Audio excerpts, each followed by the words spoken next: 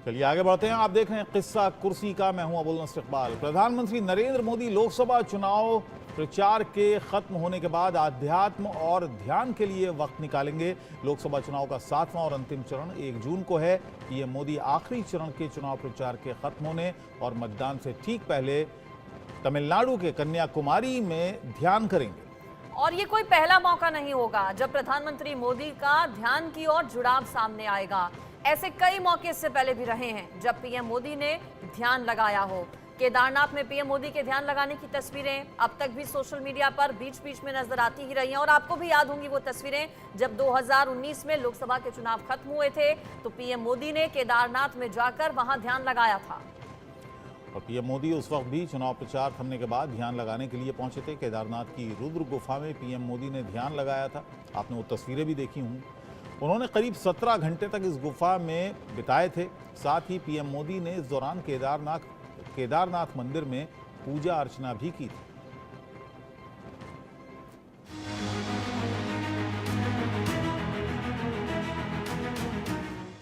तप योगी, कर्म योगी और राजयोगी, केदारनाथ से द्वारका तक मोदी की ध्यान यात्रा। अब की बार कन्याकुमारी में मोदी का ध्यान। आकाश, पाताल और समंदर, ये मोदी हैं जिनका ये अंदाज युवाओं को देश प्रेम और अखंड भारत की प्रेरणा देता है। दुनिया भर में देश के प्रधानमंत्री का रुतबा एक पीएम का तो है ही, एक ऐसे नेता का भी है जो अध्यात्म और सत्ता को एक साथ अंगीकार करता है। ये पीएम मोदी ही हैं। जब त्रिशूल हाथ में थामते हैं तो सनातन गौरवान्वित होता है और जब सत्ता की चाबी हाथ में लेते हैं तो दुनिया के चुनिंदा शख्सियतों में शुमार होकर देश का मान बढ़ाते हैं। लेकिन इस बार पीएम मोदी की तपस्या सत्ता के लिए नहीं है, ये तपस्या है देश के लिए, देश के विकास के लिए। पीएम मोदी की ध्यान यात्रा। पीएम मोदी का अध्यात्म से जुड़ाव करीब 5 दशक से भी ज्यादा पुराना है। पीएम मोदी 1968 में वडनगर से अध्यात्म की तलाश में कलकत्ता के लिए निकले थे। बाद में वे कई जगहों की यात्रा करते हुए केदारनाथ से 3 किलोमीटर दूर गरुड़ चट्टी पहुंचे थे, जहां पर पीएम मोदी ने करीब 1.5 महीने तक साधना की थी। 2017 में केदारनाथ पहुंचे पीएम मोदी ने उस यात्रा का जिक्र किया था और अपनी पहली केदारनाथ यात्रा के साक्षी रहे तीर्थ पुरोहित श्रीनिवास पोस्ती से भी मुलाकात की थी। स्वामी विवेकानंद ने जहां की साधना, पीएम मोदी ने वहीं लगाया ध्यान।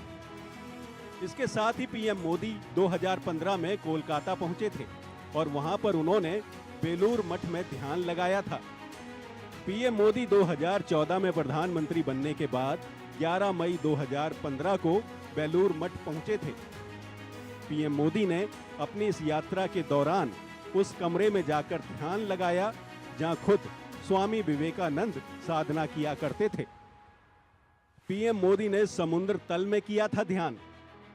पीएम मोदी ने इसी साल फरवरी में गुजरात में समुद्र के भीतर जाकर जलमग्न द्वारका नगरी के दर्शन किए थे। इस दौरान डाइविंग हेलमेट और गेरुआ वस्त्र पहनकर पीएम मोदी ने समुद्र तल में पालथी मारकर ध्यान लगाया था। पीएम मोदी ने अपने अनुभव को लेकर कहा था, समुद्र में द्वारका के दर्शन ने विकसित भारत के मेरे संकल्प को और मजबूत किया है।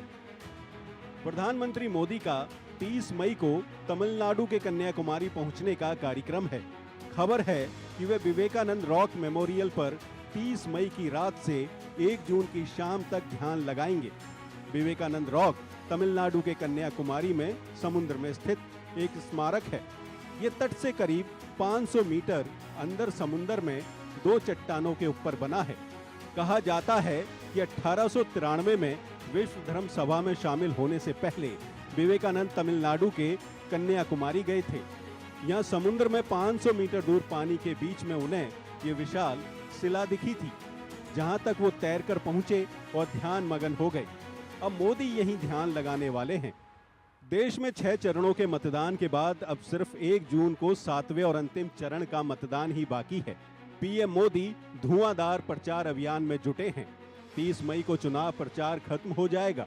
फिलहाल पीएम मोदी का जो कार्यक्रम जारी हुआ है उसके मुताबिक 30 मई को सुबह 11 बजे पीएम मोदी होशियारपुर में एक जनसभा को संबोधित करेंगे। इसके बाद पीएम मोदी तमिलनाडु पहुंचेंगे और रात्रि विश्राम करेंगे। Bureau report, India news. और हमारे साथ खास मेहमान बन गए हैं। आलोक मेहता जी हमारे साथ हैं, एडिटोरियल डायरेक्टर हैं ITV के। अरविंद मोहन जी हमारे साथ हैं, कंसल्टिंग एडिटर। और राहुल लाल जी भी हमारे साथ हैं, जाने माने राजनीतिक विश्लेषक हैं। आप तीनों का ही स्वागत है। आलोक जी, राजनीतिक व्यक्ति के बारे में कहा जाता है कि उसका कोई भी काम बेमकसद नहीं होता है। जो ध्यान लगाने वाली बात है, हमने देखा था 2019 में भी ये रूप देखा जब वो केदारनाथ पहुंचे थे प्रधानमंत्री, एक गुफा में बैठे हुए। उनकी तस्वीरें काफ़ी वायरल हुई, अब हम अभी भी दिखा रहे हैं। और अब वो कन्याकुमारी जाएंगे, वहां पर वो ध्यान लगाएंगे। क्या ये कौन सा ध्यान है? ये क्या वाकई आध्यात्मिक ध्यान है, चुनावी ध्यान है, राजनीतिक ध्यान है? आप कैसे डिस्क्राइब करेंगे? मैं तो ऐसा मानता हूं कि लगातार जैसे यात्राएं करने के बाद, इतनी सभाएं करने के बाद, और चूंकि नरेंद्र मोदी जी के बारे में जितना पहले मेरी जो जानकारी है और जो भी पहले भी पुस्तकों में भी है, मैं भी बारे में लेख भी लिखता रहा हूँ, अपने आप ही छपे हैं, उसमें मेरा ऐसा मानना है कि वो प्रारंभिक जीवन से इस तरह के इलाकों में जाते रहे हैं। चाहे वो कन्याकुमारी हो, केदारनाथ हो, चाहे दूसरे काशी विश्वनाथ मंदिर हो, जब अज्ञात जिसको लोग तब उनकी कोई चर्चा नहीं होती, जो उसको फॉलो कर रहे हैं वो उसको समझ सकते हैं। अन्यथा क्या होता है, हर बार आप कहीं जाएंगे, लगता है आप उत्तर प्रदेश अभी जा रहे हैं तो यही पर्पज होगा। मेरा ऐसा मानना है कि इतनी धुआंधार उसके बाद यदि थोड़ा पीस रह सके, कुछ अपना सोच समझ भी सके आगे के लिए जो उन्होंने सोचा है, और जिनकी इस तरह की रुचि होती है, मेरा ऐसा ख्याल है, उसके लिए बड़ा अपने आप पे, जैसे अरविंद केजरीवाल जी विपासना में जाते हैं, वो भी एक अपना उनका एक तरीका है। राहुल गांधी जी थाईलैंड या दुनिया में कितने देशों में चले जाते हैं, कहीं एक बार जब अपना पूरा कार्यक्रम हो गया। तो हर एक का अपना एक स्टाइल है, कोई अपना सैर करने जा सकता है। तो मुझे लगता है कि इसके पीछे कोई राजनीतिक ऐसा, हाँ ये हो सकता है कि उसके बाद वहां बैठ के यदि आप सोच रन कर रहे हैं। और देखिए, ये जो संस्था है, जो स्थान है, ये राष्ट्रीय स्वयंसेवक संघ के लोगों ने ही स्थापित किया है। ये इसलिए मैं आपको कहा कि ये सब चीजों के साथ उनका एक लगाव, तब कौन सोच सकता था कि वो कहाँ होंगे। आलोक जी, ठीक है, ध्यान लगाना सबका अपना अपना अधिकार है। मैं सिर्फ इतनी बात आपसे जानना चाहता हूं कि सिर्फ इसलिए ध्यान लगाते हैं, धार्मिक स्थलों पर जाते हैं क्योंकि उनकी राजनीति को सूट करता है, हिंदुत्व की राजनीति करते हैं? नहीं, मैं ऐसा नहीं मानता। मैं ऐसा मानता हूं कि जिसका कोई व्यक्तिगत जिस रूप से, मतलब यदि कोई चर्च जाता है तो उसलिए राजनीतिक है, कोई मस्जिद जाता है तो राजनीति है, मैं ऐसा नहीं मानता। जिसका जहां मन हो, जिसमें उसको शांति मिल सके, मैं इसके पीछे राजनीति नहीं करते मानता। ठीक है आलोक सर। अरविंद सर, लेकिन नरेंद्र मोदी जब कुछ करते हैं तो उसके पीछे जरूर वजहें होती हैं, मकसद होता है और एक संदेश देने की भी कोशिश होती है। विवेकानंद रॉक मेमोरियल जाना प्रधानमंत्री नरेंद्र मोदी का, वहां पर ध्यान लगाना, ये वही जगह जहां पर 3 दिन तक स्वामी विवेकानंद ने ध्यान लगाया था और यहीं से विकसित भारत का सपना देखा था। उसी सपने का जिक्र करते हैं प्रधानमंत्री नरेंद्र मोदी भी। अब जब पीएम मोदी यहाँ जाने वाले हैं तो आप इसे कैसे देखते हैं और इस जगह के बारे में अगर आप कुछ बता पाएं? देखिए, सारा आदमी चुनाव में इतनी भागा दौड़ी के बाद और इस गर्मी में इतने लंबे चुनाव अभियान के बाद आराम करेगा। मन का भी आराम उसको चाहिए, शरीर का भी आराम चाहिए। तो उसमें प्रधानमंत्री क्या चुनते हैं ये अपनी उनकी मर्जी है, उसमें बहुत ज़्यादा टीका टिप्पणी नहीं करनी चाहिए। लेकिन ठीक उसी दिन जिस दिन बनारस में वोटिंग हो रही हो, उसी दिन जाना और दिन भर कैमरे के सामने रहना, मौजूद रहना, हमारी भी न्यूज़ के हिसाब से भी हमारी मजबूरी है कि अगर प्रधानमंत्री इस किस्म का कोई कार्यक्रम लेते हैं तो उसको कवर कर, उनके साथ भी कैमरा चलता ही रहता है। तो इसलिए जो एक नितांत निजी मामला है ध्यान लगाना, उसको सार्वजनिक प्रदर्शन कला में बदल लेना नरेंद्र मोदी को आता है। और इसी चलते वो ठीक उसी दिन का चुनाव हुआ है जिस दिन बनारस में मतदान। इसलिए ये कहना उनको ज़रूरत होगी निश्चित रूप से, हर किसी को इतने बड़े अभियान के बाद छुट्टी की चाहिए और शरीर की थकान मिटानी है, मन की थकान मिटानी, क्योंकि बहुत बातें प्रधानमंत्री ने भी जो बोली हैं, मेरे ख्याल वो भी उनके बहुत मन के अनुकूल नहीं। उनको चुनाव की मजबूरी की वजह से बोलना पड़ा हो। तो मन की शांति, शरीर की शांति जरूरी है। कौन सी लेकिन बातें, एग्जैक्ट किन बातों का अरविंद जी आप जिक्र कर रहे हैं? कौन सी बातें उन्होंने मजबूरी के कई तहत सारी बोली? बातें हम सब लोग उसकी चर्चा करते रहे हैं, जो प्रधानमंत्री पद थोड़ा के खुलासा हिसाब से कीजिए, मैं चाहूंगा। या इतने बड़े पद पे बैठ के वो जो बोलते रहे हैं, हिंदू मुसलमान करना, भारत पाकिस्तान करना, मुजरा, और काफी सारी चीजें ऐसी हैं जो मेरे हिसाब से प्रधानमंत्री, और वो भी इतने बड़े कद के प्रधानमंत्री, सामान्य प्रधानमंत्री वो नहीं, वो भाजपा के हिसाब से और देश की पॉलिटिक्स के हिसाब से अभी काफी बड़ा उनका कद है। तो उस कद के व्यक्ति को चुनाव प्रचार में इस लेवल पे आना, ये मेरे हिसाब से शोभा नहीं देता। तो इन सब चीजों का बोझ उनके मन पे भी होगा, ऐसा नहीं है कि नहीं होगा। कोई एक मेरे जैसा पत्रकार बाहर बैठ के दुखी हो रहा होगा, ऐसा नहीं, उनके मन पे भी होगा। तो वो ये सब उनको आज़ादी है, लेकिन ठीक चुनाव के दिन जगह चुनना, टाइम चुनना, ये राजनीतिक है। ये एक निजी और आध्यात्मिक काम का को सार्वजनिक प्रदर्शन कला में बदलना, ये नरेंद्र मोदी की उपलब्धि भी कर सकते हैं, उनका कौशल भी कर सकते हैं। और हम सब लोग कल से उसकी चर्चा में जुटे हुए हैं, और मेरे ख्याल जब तक वो चुनाव बीत जाएगा तब तक ये चर्चा रहेगी। जब चुनाव प्रचार करने की मजबूरी चुनाव प्रचार करने पर रोक हो जाएगी। एक ये है यहाँ पर राहुल लाल जी कि अगर पीएम मोदी जा रहे हैं तो देखिए अच्छी बात है, पूरा व्यस्तम कार्यक्रम पिछले कई महीनों से उनका रहा है, लेकिन चाहते तो 1 जून के बाद भी जा सकते थे। नतीजे 4 तारीख को आने हैं, 1 जून की वोटिंग, आखिरी चरण की वोटिंग के बाद भी जा सकते थे। और आपने भी क्या कोई प्लान बनाया है कि राहुल जी, चूंकि आप भी व्यस्त रहे हैं पिछले कुछ दिनों, लगातार अलग अलग टीवी डिबेट्स में आप रहे हैं, आपकी क्या प्लानिंग है? आप भी कहीं जा रहे हैं क्या? मैं तो अंजलि जी बिल्कुल अभी तो कहीं नहीं जा रहा, और अभी टीवी डिबेट्स और इसी विश्लेषण में हम लोगों का समय लगना है। चूंकि देखिए 4 तारीख को काउंटिंग होना है, उसके बाद फिर आगे सरकार का कैसा निर्माण होना है, कौन आएंगे कौन नहीं आएंगे, और मंत्रिमंडल का गठन। अभी तो देखिए पूरा जून जो है कि सिलसिला काफी लंबा है अभी। लेकिन देखिए मैं मानता हूं कि जिस तरह से प्रधानमंत्री ध्यान लगाने जाते हैं, देशवासियों को बहुत अच्छा लगता है ये। लेकिन हम लोगों को देखना पड़ेगा कि प्रधानमंत्री जी की मोदी लहर, जिसे हम लोग कहते हैं, वो लहर इस बार नहीं रही। हिंदुत्व का जो मामला उठा रहे थे और राम मंदिर का जो मामला वो उठाना चाह रहे थे, वो नहीं है। हमें लग रहा है कि प्रधानमंत्री शांति प्राप्त करने के लिए जा रहे हैं, अच्छी चीज है। लेकिन 1 जून जब वो चुनाव प्रचार का समय है, इस समय अब चुनाव प्रचार औपचारिक तौर पे खत्म हो जाएगा, आप मौखिक तौर पे चुनाव प्रचार नहीं कर सकते हैं। तो प्रधानमंत्री ने 2019 में भी इस कला का प्रदर्शन किया था कि वो ध्यान साधना भी कर रहे थे और चुनाव प्रचार भी अप्रत्यक्ष तौर पे कर रहे थे। तो मैं मानता हूं कि उसी की एक पुनरावृत्ति है, क्योंकि अगर हम लोग देखें 2014 से एक ट्रेंड जरूर आया है अपने देश में कि जिन क्षेत्रों में चुनाव प्रचार खत्म हो जाता है, तो उसके जस्ट बगल के किसी क्षेत्र में प्रधानमंत्री जो है चुनाव प्रचार करते रहे। पहले प्रधानमंत्री ने इसकी शुरुआत की, बाद में तो फिर विपक्षी पार्टियों ने भी इसकी शुरुआत कर दी कि जो आसपास के निकटवर्ती क्षेत्र हो फिर वहीं पे चुनाव प्रचार का कार्यक्रम रखना। लेकिन चूंकि अब 7वां चरण है, वो आखिरी चरण है, तो अब तो चुनाव प्रचार के सीधे सीधे कोई गुंजाइश नहीं है।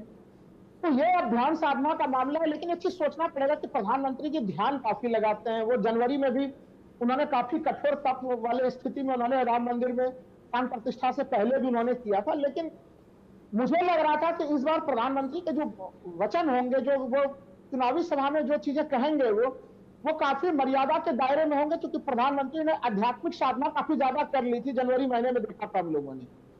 लेकिन चुनाव प्रचार के दरमियान में उस आध्यात्मिक साधना का प्रभाव नहीं दिखा। ये एक आश्चर्यजनक स्थिति है। चलिए मैं इस बात पर एक कमेंट ले लेता हूं आलोक जी का। आलोक जी, आपने बात सुनी राहुल लाल जी की, वो कह रहे हैं कि साहब स्ट्रेटेजी है, जब भी चुनाव होता है तो एक बड़ा इवेंट कर देते हैं प्रधानमंत्री के, सारा दिन मीडिया के कैमरों पर छाए रहें, और जब जब पूरे दिन चुनाव रहेगा पूरा मीडिया दिखाएगा, उन्हीं पर फोकस रहेगा। और इस बार तो मामला उनकी सीट का भी है। मुझे जानकारी नहीं है कि पूरा लाइव उसका प्रसारण होने वाला है, हो सकता है आपके पास हो, लेकिन मेरा मानना उस समय हो सकता है जब वो वहाँ बैठे, जैसे केदारनाथ में हुआ था, एक उनका शॉट दिखाया जाए, वो कहाँ पहुंच रहे हैं, उतना तक तो यदि अलाउ करते हैं। लेकिन यदि कोई दिन भर कहीं बैठा है, यदि वहां पर उसको या तो किसी सभा की जैसा हो, कुछ उनके साथ पार्टी के लोग भी हो, तब, या मैं इसलिए कहा कि मैं इस बारे में अभी टिप्पणी इसलिए नहीं करना चाहता। नहीं, कैमरा तो उनके साथ समंदर के अंदर तक भी जाता है सर। नहीं, जाता है ना, तो उसके बाद उसको आपको जब वो रिलीज करते हैं, आपके साथ भी फोटो जो खिंचाया गया है ना राणा जी के साथ भी, वो पहले मालूम होता है कि ये फोटो अप्रूव है सरकार की तरफ से। ये आप मत समझिए, जैसे कोई आज दूसरे प्रधानमंत्रियों के साथ भी हम गए हैं, कवर किया है। मेरा ऐसा मानना है कि हर प्रधानमंत्री का अपना तरीका हो सकता है, और वहां का कितना प्रसारण अलाउ करेंगे, ये आपकी बात ठीक है। अब एक तरफ आप कहते हैं भाई छुप के आप कहाँ रणथंभौर में बैठे थे, वहां क्यों नहीं लाइव दिखाया, राजीव गांधी के समय खाली उनको एक बार फोटो बाद में रिलीज कर दिया। राजीव गांधी जब सैर करने जाते थे एक हफ्ते अंडमान निकोबार या लक्षद्वीप या रणथंभौर परिवार के साथ एक हफ्ते के लिए, तो मेरा ऐसा मानना है कि ये सब चीजें हर एक का अपना जरूरी है। जिसको जो पारदर्शी रखना चाहता है या मीडिया को नहीं अलाउ करे, कहीं देखिए वहां गुप्त बैठ करके षड्यंत्र हो रहा है, कुछ न कुछ जरूर सोच रहे होंगे। तो मुझे लगता है दोनों पहलू हैं, जैसा अर्थ आप और हम निकाल ले। हाँ, एक जरूर कहूंगा कि हाँ, इसका एक उस दिन यदि मतदान है, कई लोग अपने जो खुद उम्मीदवार होते हैं उन्हें चिंता रहती है, हो सकता है वहां भी उनको सूचना मिले, मालूम नहीं मुझे ऐसा उन्होंने क्या सोचा होगा। लेकिन उसके बाद ये है कि उस समय अपना ठीक है, हमें जीतना है। चलिए ठीक है, आलोक सर आपको रोक रही हूँ, गोरखपुर हमें जाना होगा। गोरखपुर में सीएम योगी आदित्यनाथ क्या कह रहे हैं, एक बार वो सुनवाते हैं दर्शकों को।